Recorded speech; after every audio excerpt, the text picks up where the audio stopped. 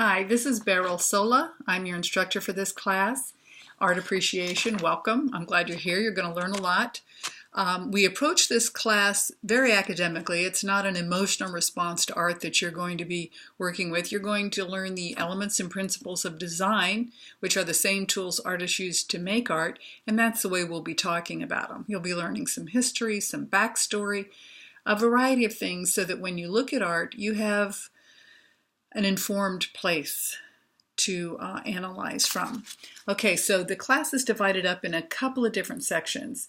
The first thing with every module, every week or 2 weeks, depending on what semester we're in, you're going to have module 1, module 2, module 3, whatever. We start at 1, we work our way down.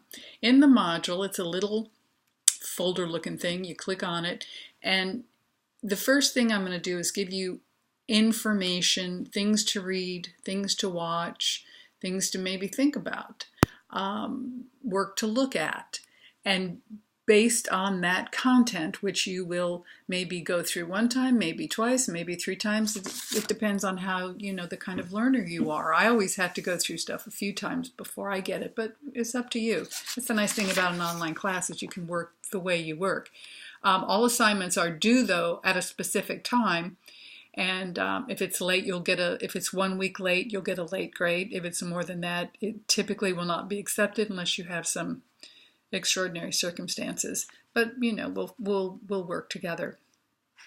So you'll get your content down, and then the assignment is broken up generally into 3 parts. I'll ask you to write a paper, and when you write this paper, I want you to really stick to the facts. I know in English class you learn to write an introduction, the content, and then a summary. These are very short papers. They're 1,000 words, so there's not a lot of time for the traditional English 111, 112 format. I want you to jump right into the deep end. I want your information to be very factual. I want you to, at the end of your paper, to state your academic citations, so I know where you're drawing from. I also do not want you to snuggle in with Wikipedia. It's fine to look at Wikipedia just as a general overview, and then you go to real academic sources. So don't linger with the Wikipedia. It's great introduction, but it's not meaty content. After the paper, there's usually a second part, which I call the handy dandy worksheet, or sometimes the worksheet. And I'll give you, we'll be reviewing elements and principles of design and applying it to specific artwork from the period that we're discussing. So I will ask you to do that, to definitely take your time with it, to be as thorough and thoughtful as you can be, and to explain your thinking. Sometimes I'll ask you questions and maybe I don't agree with you, but your thinking is good and it's based on analysis and it's based on real content. So if I understand what you're saying and why you're saying it, it helps the conversation, and it helps me understand what you know and what you don't. Because I can't see in an online class, I can't see when you have a blank stare and you have no clue what I'm talking about. So this is a way for me to kind of get to know the way your mind works, which is good. And then I also try to do a fun, stress-free activity, some kind of playful thing with art that gives you more of an insight into the period or into the technique, and kind of gives you another way to look at some of the material. And this should be a very stress-free little part of the assignment. I'm not looking for you to be great artists. I'm just looking for you to have some fun and apply some of what we've learned. So that's one part, the papers. I also ask you to go on 2 field trips throughout the semester. I'm assuming you're in Charlottesville or close to Charlottesville. If you're not, if you're taking this course someplace else, we can adjust the assignment to suit your needs. But the first field trip, and you take this on your own, is to the Rotunda, and I'll give you some very specific assignments based on that. I always ask when you go out into the field that you send me a selfie as part of the homework, so that I know you're there, and also it's a way I get to know what you look like, because, if I see you out and about, I want to know your face. The second field trip is to the Virginia Museum of Fine Arts. So, as Homer Simpson says, nothing good ends in Eam, but I disagree with that. The Virginia Museum of Fine Arts is in Richmond. It's a wonderful museum. They have a fantastic collection. It's free, which I quite like. And the only charge is like $5 parking. Maybe you can get on-street parking or whatever, but it's a wonderful collection, and they have all kinds of stuff from let me not lie, from many important periods of art, historical production. They have work in that area. It's a fun time, and it's great to go with your family, friends, whatever. And then the last part of the course is the discussion board. So I have a long list of questions. You only need to answer 5.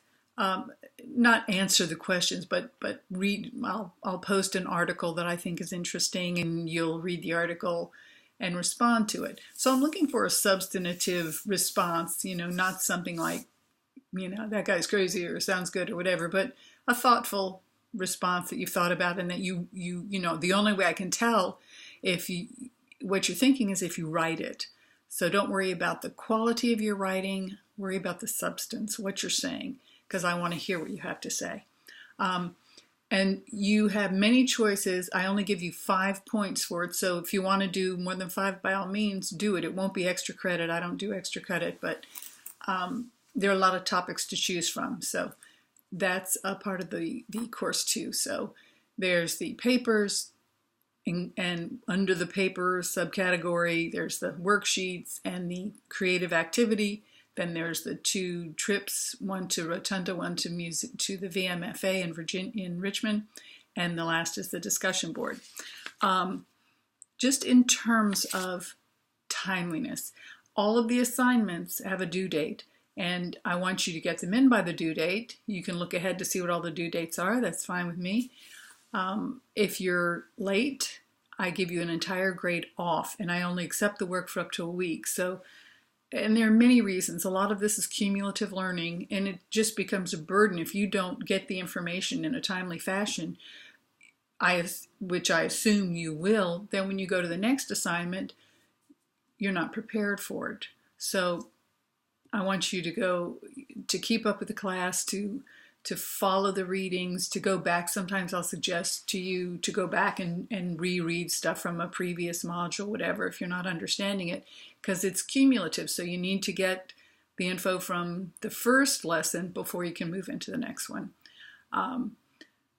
Anytime you have questions, I want you to email me, and I'll get back to you right away. You can email me directly through my email address, which is bsolla@pbcc.edu, or through Canvas. There's a little link off to left-hand side that will end up in my mailbox. I think you're going to like the course. I think it's interesting. It's fun. No matter what your major is, it's going to be helpful, because what this course does is it teaches you to look, and then to analyze. So you'll find yourself seeing things in new ways, which is great because you're in college, and that's what you're there for. You're there to open up your eyes and see the world in a new and exciting way. But again, if you have any questions or concerns, or you've got a big event coming up in your life, reach out to me. I'll answer any question. I will not judge. No, I won't judge. So I hope you enjoyed the course. I look forward to working with you and getting to know you. And good luck to us all. Take care. Bye-bye.